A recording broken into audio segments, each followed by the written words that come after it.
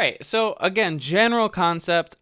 We dive into this in the intermediate and the advanced course. Again, intermediate one, we talk about horn sections, which is trombone, trumpet, saxophones. In the advanced course, we talk about, well, everything else, but string sections mainly.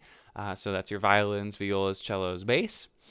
But the basic principles of writing good instrumental music is a good instrumental fills the gaps of the melody. The melody might not be the vocal, right? They could have a cool guitar line, but if there's a little space in there, that's when the stuff happens. The options generally are pads, hits or stabs, lines, counter melodies, doubling other parts of the arrangement, or soloistic voices. So pads are basically just the chord progression, but played on a bunch of usually single note instruments. So if you have like a bunch of trombones and trumpets playing the chords, playing all the notes of the chords, and using really good voice leading, which is another thing we talk about in all three of the next sections of this course. I really show you what good voice leading means and how to achieve it. When you have those instruments playing all the notes of the chords, we call that a pad. Usually it's like a whole note or maybe even a longer note that is just holding out these chords and, creating this other quality of sound, a warmth to it usually, a string section playing the chords. It's this sound we've heard a million times. We call those pads. And then some of the other ones I mentioned, hits or stabs, that's when you hear like a bow, or ba-dap. Either way, something like that where it could be on a downbeat. It could be 1, 2, 3, bow. Or it could be a syncopated thing. 1, 2, 3, bop, bop. Something like that.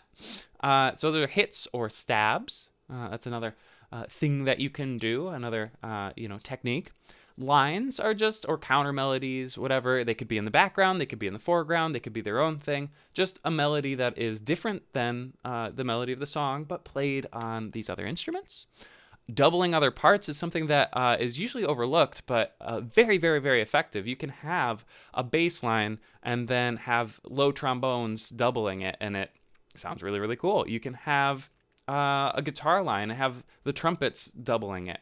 You can have, there's a really cool example by Panic at the Disco that we'll talk about, where there's a keyboard, really technical keyboard line, and the whole, brass and saxes double it. And it adds this forward momentum that wouldn't be there if it was just the little keyboard riff repeating 3 or 4 times.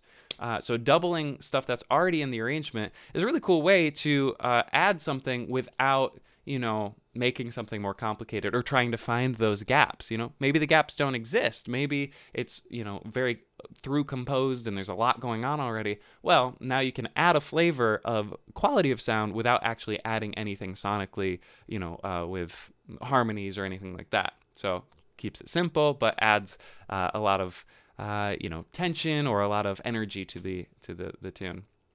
Then we have soloistic voices.